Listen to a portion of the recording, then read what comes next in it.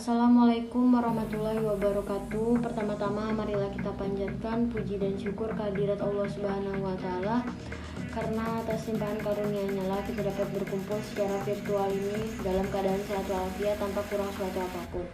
Tak lupa juga kita anturkan salawat serta salam kepada junjungan kita Nabi besar Muhammad Sallallahu Alaihi Wasallam. Nah, di sini kami dari kelompok 3 akan membawakan materi mengenai epistemologi. Sebelumnya saya perkenalkan diri dulu. Kami dari kelompok 3 beranggotakan 4 orang. Yang pertama saya sendiri, Tasya Slapin Kadit Iwan. Yang kemudian Muhammad Apip. Setelah itu Putri Purnamasari dan juga Siti Fatimah. Ya, masuk ke dalam pembahasan definisi epistemologi.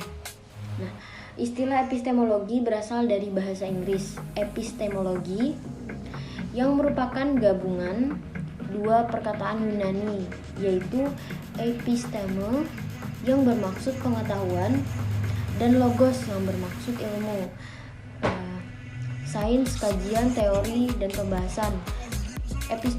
Epistemologi merupakan salah satu cabang filsafat yang membahas tentang suatu hakikat, makna, kemudian kandungan, sumber, dan proses ilmu. Jadi dapat dikatakan bahwa epistemologi itu berarti pembahasan tentang ilmu pengetahuan.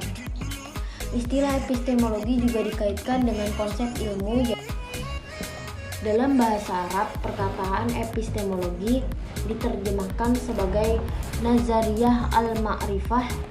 Imam Abdul Al-Fattah di dalam bukunya yang berjudul Madkhal ila al-Falsafah menerangkan bahwa istilah Nazariyah al-Ma'rifah mempunyai dua pengertian, yaitu perkembangan dan kemajuan ilmu yang dicapai menyebabkan beberapa disiplin.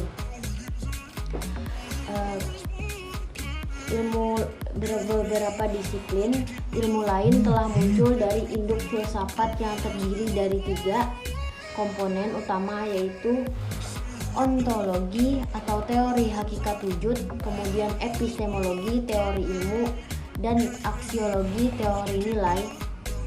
Daripada komponen ini muncul aliran-aliran tertentu dalam setiap bidang yang membahas secara mendalam dasar-dasar utama filsafat tersebut, sebagaimana yang dijelaskan kemudian.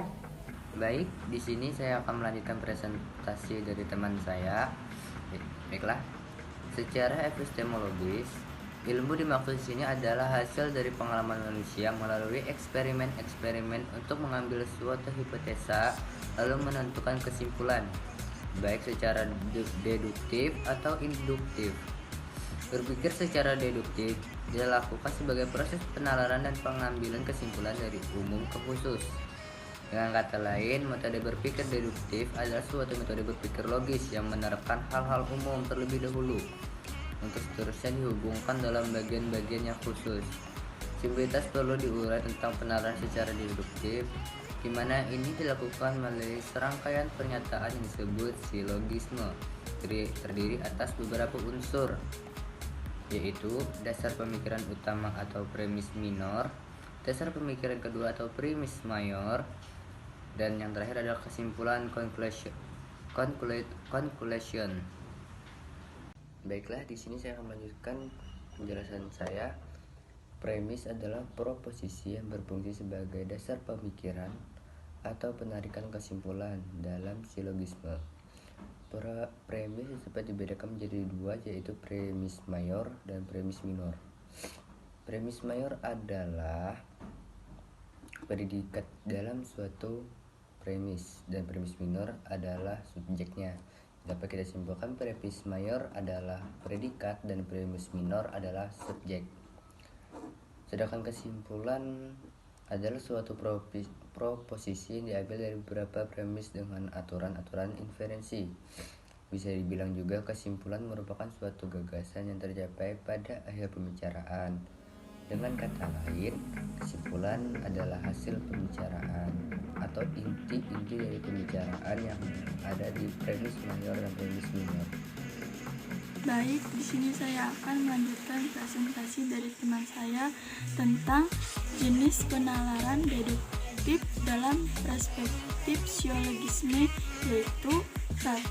Silogisme kategorial adalah silogisme yang terdiri dari 3 proposisi atau premis kategoris. Contohnya, premis mayor. Semua manusia adalah makhluk berakal budi. Premis minor. Abdan adalah manusia. Kesimpulannya, jadi abdan adalah makhluk berakal budi. 2. Silogisme hipotesis. Silogisme yang terdiri atas premis mayor yang berproposisi hipotesis kondisional. Silogisme hipotesis adalah silogisme yang premis mayornya berupa keputusan hipotesis dan premis mayornya merupakan pernyataan kategoris. Contohnya, premis mayor, jika hari ini tidak hujan, saya akan ke rumah paman. Premis minor, hari ini tidak hujan, kesimpulannya maka saya akan ke rumah paman. 3.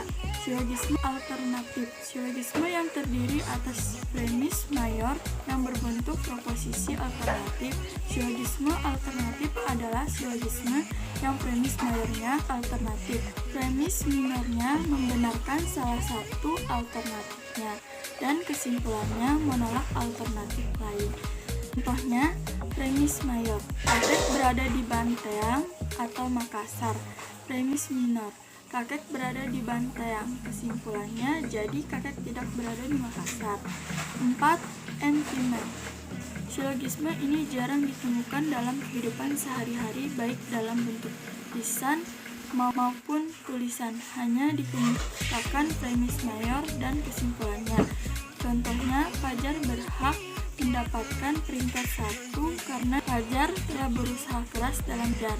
Karena itu, Fajar layak mendapatkan peringkat 1. Materi yang selanjutnya yaitu tentang sumber-sumber epistemologi. Sumber-sumber epistemologi yang saya pilih yaitu ada 5. Yang pertama, alam. Yang kedua, hati atau intuisi. Yang ketiga, sejarah. Yang keempat, pengalaman indera. Dan yang kelima, otoritas. Yang dimaksud dengan alam sebagai sumber epistemologi yaitu alam materi, alam ruang dan waktu, alam gerakan, alam yang sekarang kita tengah hidup di dalamnya, dan kita memiliki hubungan dengan alam ini dengan menggunakan berbagai alat indera kita. Sumber yang kedua yaitu hati atau intuisi, merupakan sumber pengetahuan yang tidak menentu dan didapatkan secara tiba-tiba. Terkadang kita sebagai manusia ketika dihadapkan dengan suatu permasalahan, otak akan berpikir sangat keras untuk menemukan solusi dari permasalahan tersebut. Tingkat berpikir otak berbanding lurus dengan masalah yang akan diselesaikan. Semakin sulit tingkat permasalahan yang akan dipecahkan, semakin keras juga kinerja otak dalam berpikir menyelesaikan masalah. Dalam kondisi tertentu, terkadang semakin kita berusaha untuk memecahkan masalah, semakin sulit menemukan solusinya. Tapi dalam kondisi yang berlawanan, ketika kita tidak sedang berpikir untuk menyelesaikan masalah dan melakukan aktivitas-aktivitas, kita akan terpikirkan solusi untuk permasalahan. Solusi itu muncul tiba-tiba dalam benak kita, tanpa sedikit pun kita menjadwalkan atau berusaha mencarinya. Hal yang demikian bisa dikatakan sebagai intuisi. Sumber epistemologi yang ketiga yaitu sejarah.